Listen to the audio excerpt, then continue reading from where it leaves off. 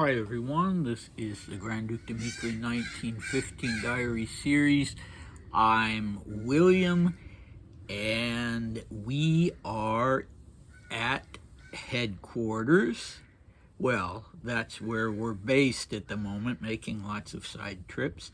In July 1915, and just a quick recap, Dmitri got a brief change of scenery, a couple days away from Stavka, staying at two country estates, one belonging to the Potocki family, the other belonging to the Zamoyski family.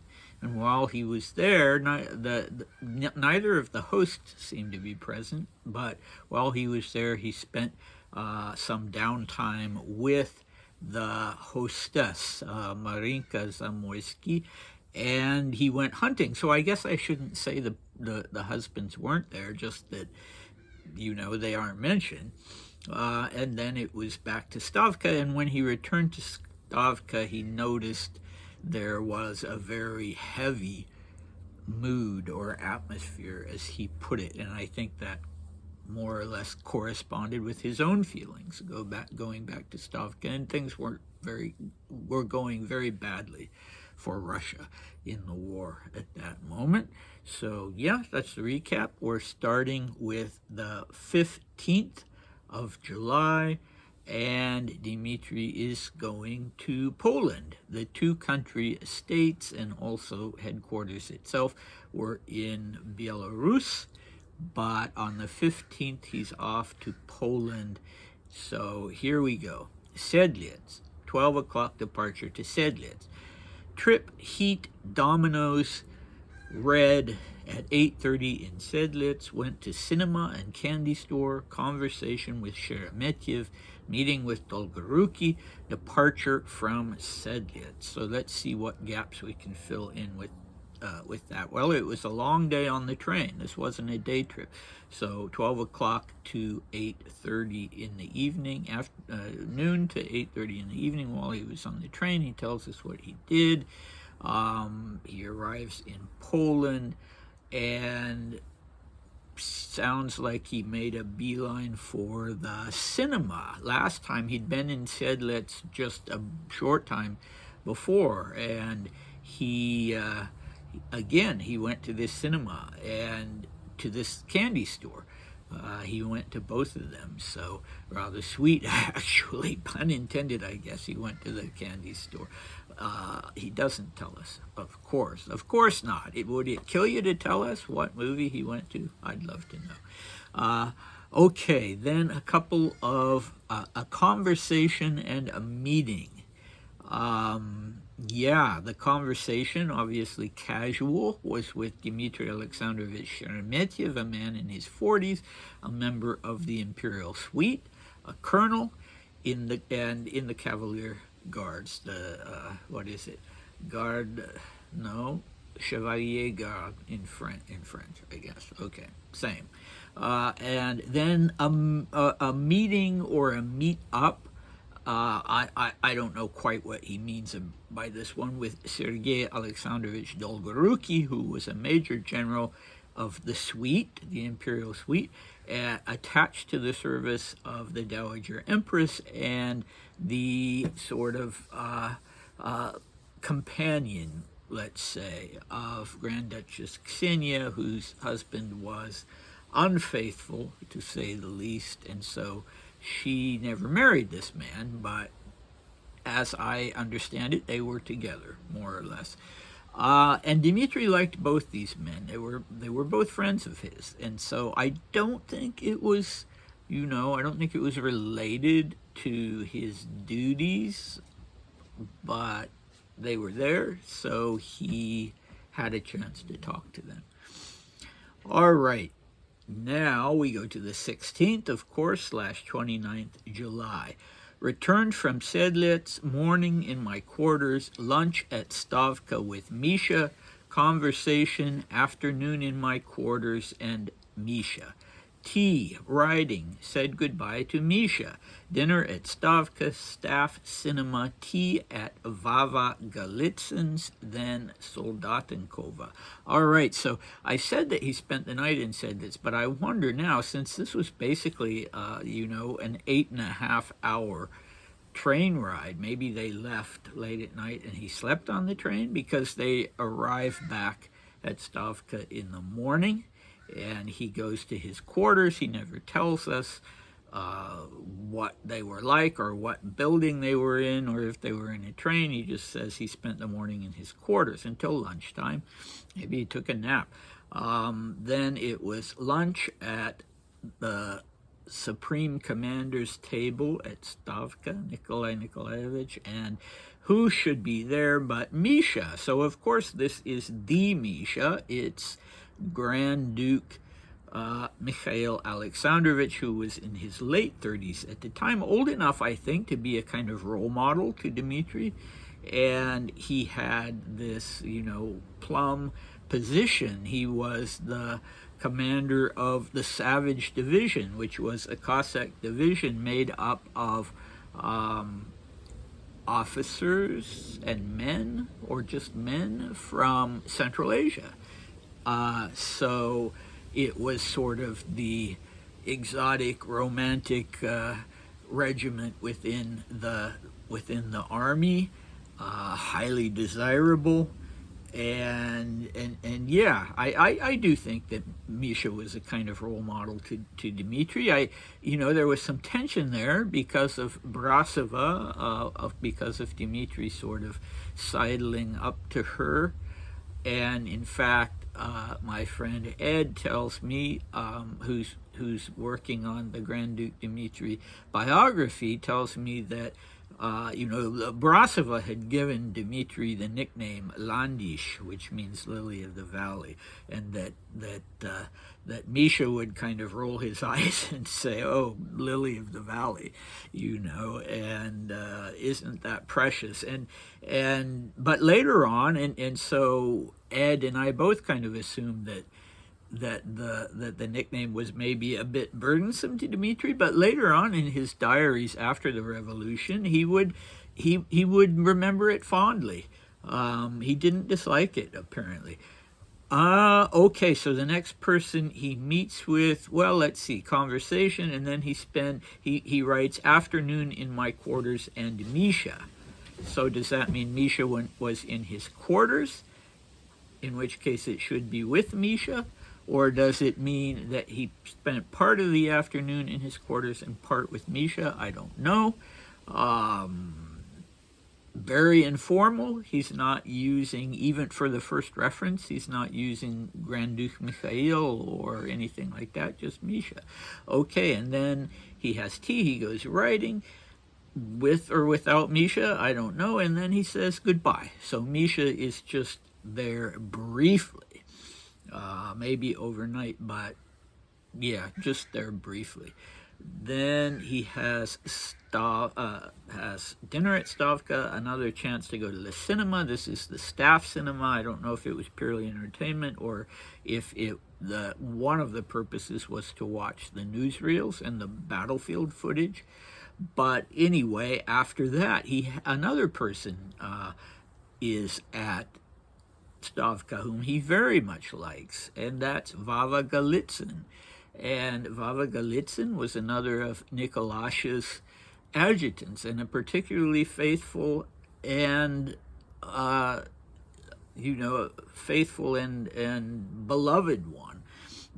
So Vava was not so much older than Dmitri, 6 or 7 years, and I didn't know him personally. He was deceased by the time I arrived in London and started meeting people, but I knew his son very well. His youngest son. He had George, Nicholas, and Emmanuel, and I knew Emmanuel very well. He was one of my favorite people in the world, and there will never be another Emmanuel. He was just so full of life until practically the day he passed away. He was a former Spitfire pilot. He had a big personality, but was in no way domineering or obnoxious. He just was one of the liveliest and happiest, happy-go-lucky people that I've ever met. And yeah, I miss him terribly. And he talked a little about his father, about how his father, when he arrived in England, tried to make a go of it as a farmer, with an antique shop, and then as a farmer. And then, Emmanuel always said, my father was just not cut out to be a farmer. And so it didn't go well. But, Emmanuel's opinion was that his father should have gone into breeding borzoi or Russian wolfhounds, because that apparently he had real expertise at. But anyway, it was on this farm that on one occasion Emmanuel met Dmitri, and he thought he was 8 years old at the time, and he said he wasn't introduced to him. He just kind of stayed in the background, because that's what children did at that time. Although later, when David Chavchavadze, the grandson of Grand Duke George Mikhailovich, was in Dmitri's presence, he marched right up to him and said, "Здравствуйте, дядя Dmitri." And Dmitri just kind of looked at him and smiled and said, "Hello," which he said was a great disappointment, because he thought there would be, some kind of Russian response to that. But yeah, now Vava was also, his children were Romanov descendants through the mother's line, because they were, now how did this work? Somehow or other, Emmanuel and my godmother Sonia were, I think, was it from Grand Duke, from Paul Alexandrovich? I don't know. At least, no. There were three sisters, the Karlova sisters, who were the morganatic daughters of the Duke of Mecklenburg Strelitz. Yeah, and Emmanuel's mother. So it wasn't through Vava. It was through the female. It was through Sonia's mother and Emmanuel's mother were sisters.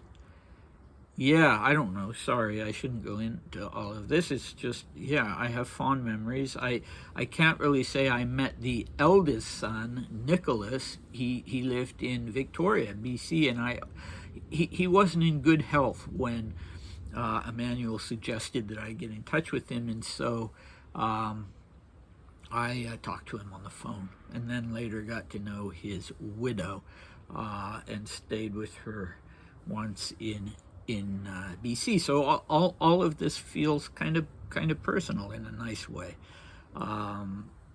Anyway, yeah, and Vava's wife would be killed in the Blitz, getting off a bus in London, and a bomb fell, and yeah, she was killed. Emmanuel was, I think, already a Spitfire pilot at that time. I'm not sure. Anyway, that was quite a tangent. Sorry about that. Oh, one more thing. Yeah, I mean, I wanted to say Vava, it's a nickname for Vladimir, an unusual one. I've heard Vova, but I've never heard Vava. And, the fact that Dmitri uses this name, Vava, shows that they are perdu, that they are on a first-name basis. And, in fact, Vava Golitsyn would end up being Dmitri's son's godfather, Paul Ilyinsky's godfather. So they were close.